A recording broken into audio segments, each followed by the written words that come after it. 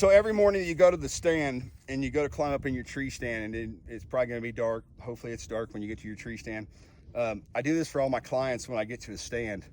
Um, they're relying on me and they're trusting in me to get them a deer, and their mind normally is 100 miles away from the actual safety features of this tree stand and if it's still safe. So every morning I get to a tree stand, I'm the one that goes up that tree stand and inspects that tree stand every morning before I put a client in there.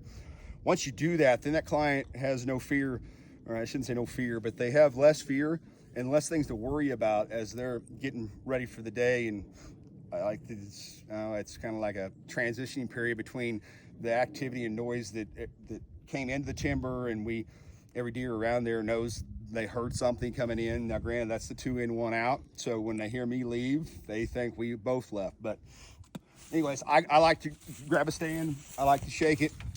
Okay, and then I'm trying to be quiet in the mornings, but okay, inspect my straps, just give them a tug. Those are the crisscross straps. This one does not have anymore. That's what these probably were.